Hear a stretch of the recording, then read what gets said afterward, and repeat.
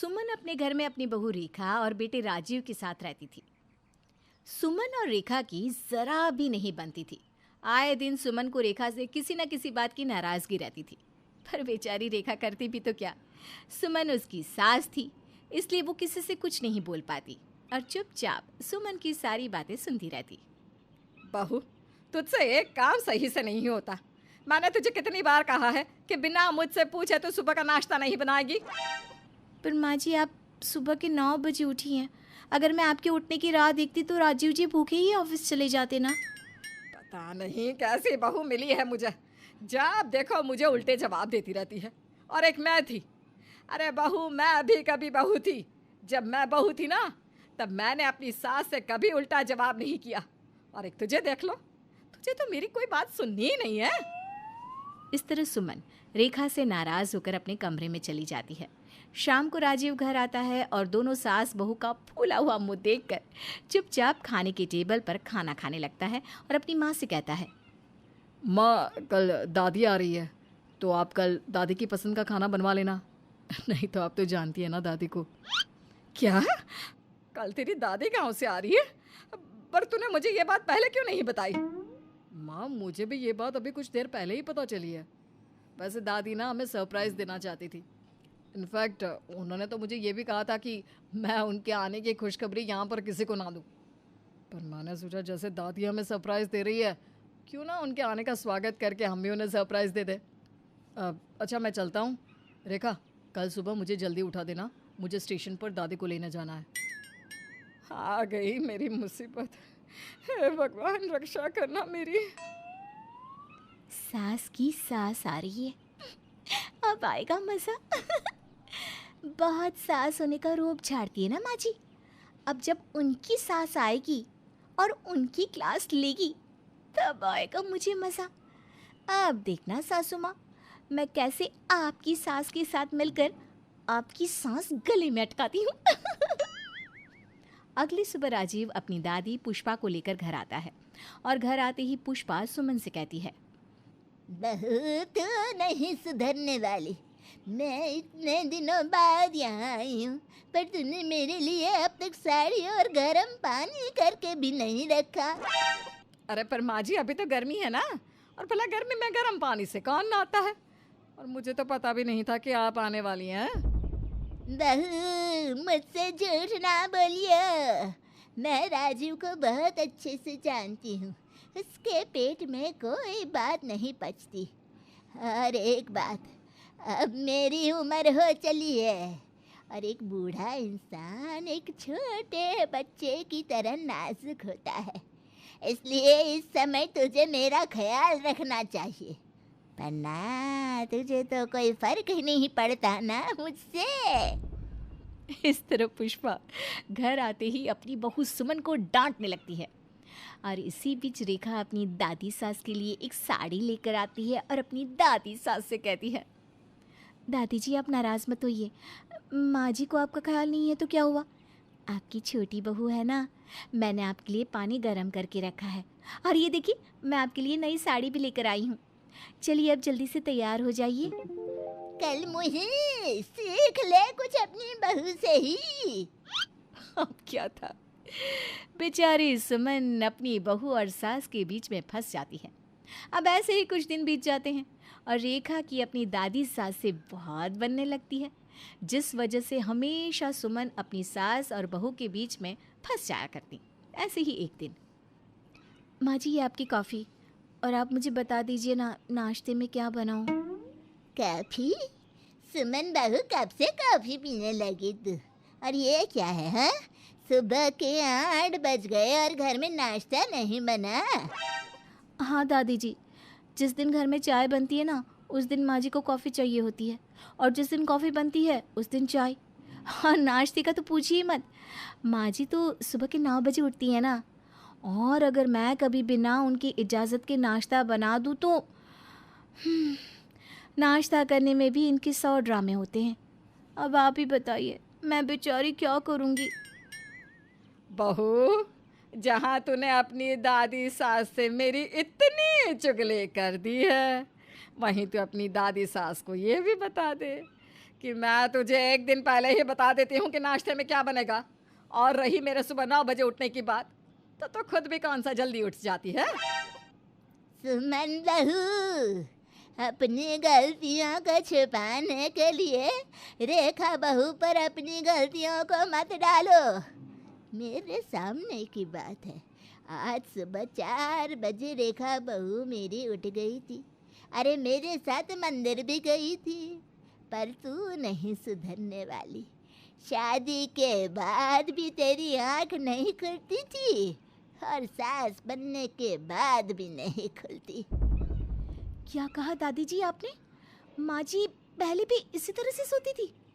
और नहीं तो क्या बहू, ये पहले भी 10-10 बजे उठा करती थी और आज भी 10 बजे उठती है। इसके पास पहले भी कोई काम नहीं था और अब भी कोई काम नहीं है। इतना बोलकर पुष्पा सुमन के दिन याद दिलाने लगती है। सुमन के बारे में जानकर रेखा को बड़ा मजा आता है, वो तो खूब मजे लेती है। अब ऐसे ही कुछ दिन बीत जाते हैं और एक दिन गलती से सुमन के हाथों रेखा का फोन टूट जाता है। माँ जी, आपने मेरा इतना महंगा फोन तोड़ दिया, अब आप ही मुझे फोन दिलाएंगी? अरे बहू, मैंने तेरा फोन कोई जानबूझकर नहीं तोड़ा। जैसे भी हो, टूटा तो है ना। अगर आपने मुझे फ़ोन नहीं दिलाया तो मैं घर का कोई काम नहीं करूँगी और आपकी शिकायत दादी जी से कर दूँगी। अरे मेरी माँ, चुप हो जा और थोड़ा आराम से बोल। अगर तेरी दादी सास ने सुन लिया ना तो घर में भूकंप आ जाएगा। तुझे नया फ़ोन चाहिए ना? अरे दिला दूंगी नया फ़ोन, बस अपना मुंह बंद रख। अब क्या था, अब रेखा दादी सास की धमकी देकर अपनी सास से अपनी बात मनवा लेती, जिसके बाद ना चाहते हुए भी सुमन रेखा को आईफोन दिलाती है। पर जब सुमन की सास पुष्पा रेखा के हाथ में नया आईफोन देखती है तो उसे वो फ़ोन बहुत पसंद आता है। बहू, तेरा फ़ोन तो बहुत अच्छा है। हमारे समय में तो ऐसे फ़ोन होते ही नहीं थे। काश मुझे भी कोई इतना महंगा फ़ोन देता।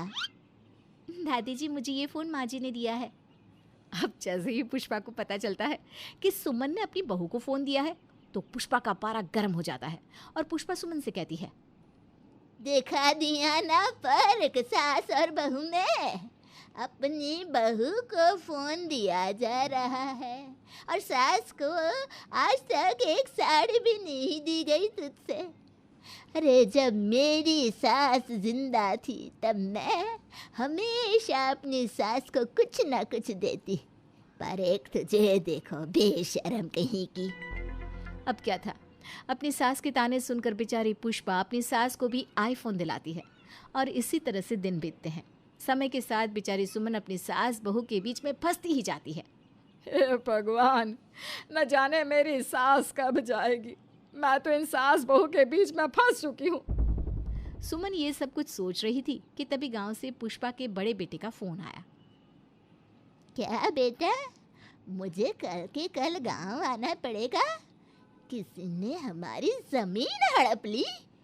फिक्र मत कर, मैं कल ही गांव आ रही हूँ और जिसने भी हमारी जमीन हड़पी है उसको तो मैं अच्छा मजा चखाऊंगी। भगवान जी, आपने मेरी इतनी जल्दी सुन ली। अब जब आपने मेरी इतनी जल्दी सुन ली है तो मैं ना कल आपको देसी घी में लड्डू चढ़ाऊंगी। अब बताती हूँ मैं अपनी बहू को। मेरी सास के आने के बाद ये खुद को शेर समझने लगी थी ना, अब बताऊंगी मैं उसी को कि अगर वो शेर है तो मैं भी सवा शेर हूँ। अब सुमन की खुशी का ठिकाना नहीं रहता और पुष्पा के जाते ही एक बार फिर सुमन शेरनी बन जाती है और रेखा म्याऊ भीगी बिल्ली। ठीक उसी तरह जिस तरह से दादी सास के होते हुए रेखा की सास सुमन थी। प्रतीक दिल्ली में जॉइंट फैमिली के साथ रहता था, लेकिन जॉब की वजह से अपनी माँ के साथ दूसरे शहर में शिफ्ट हो जाता है, जहां उसकी प्रीति के साथ लव मैरिज हो जाती है, जिस पर बहू को नापसंद करते हुए उसकी माँ पूरा समय प्रीति को परेशान करने के तरीके निकालती रहती है। प्रीति, कहाँ हो? सुबह का नाश्ता दोपहर में खिलाओगी क्या? इसमें प्रीति और प्रतीक ऑफिस जाने के लिए तैयार हुए कमरे से बाहर आते हैं, जिसे देख सास प्रीति पर भड़कने लगती है। महारानी, तुम सुबह सुबह तैयार होकर घर का सारा काम छोड़कर कहाँ चल दी? जी वो ऑफिस। हैं? तुम ऑफिस से जाओगी तो घर में जो सफाई, नाश्ता, खाने का काम है वो क्या मैं करूंगी? माँ, मैंने उससे वादा किया था कि वो जॉब कंटिन्यू कर सकती है। अरे वाह जी वाह, दोनों आपस में सलाह कर फैसले ले लिए। मैं क्या यहाँ बेवकूफ बैठी हूँ? मुझसे पूछना किसी ने जरूरी नहीं समझा? मम्मी आप फिक्र ना करें, मैं आज ही रेजिग्नेशन दे दूंगी। प्रीति ऑफिस के लिए चली जाती है और अगले दिन से जॉब छोड़ घर के कामों में लग जाती है, लेकिन साथ ही उदास भी रहने लगती है, जिसे देख प्रतीक को अच्छा नहीं लगता। मुझे पता है तुम्हें अपनी जॉब कितनी पसंद थी। आई एम सॉरी प्रीति। अरे कुछ नहीं होता, बस मम्मी खुश रहनी चाहिए। अब प्रीति अपनी सास को खुश करने और उनका दिल जीतने की जी तोड़ कोशिश करती रहती है, पर सास कभी उससे सीधे मुंह बात तक नहीं करती। इसी तरह दिन बीतने लगते हैं। एक शाम प्रतीक ऑफिस से परेशान घर वापस आता है। माँ, चाची का फोन आया था, दादी की तबीयत बहुत खराब है, हमें दिल्ली जाना होगा। पति की बात सुन प्रीति तो पैकिंग शुरू भी कर देती है, पर माँ वहीं बूत बनी खड़ी रह जाती है। लगता है मम्मी अपनी सास से बहुत प्यार करती हैं, तभी उनके बीमार होने की खबर सुन शॉक में आ गई। ये प्यार नहीं, परेशानी है। तुम तो ऐसे सोचो कि अब से जब तक दिल्ली में हो तुम्हारे अच्छे दिन शुरू। अच्छा, ऐसा क्या है दिल्ली में?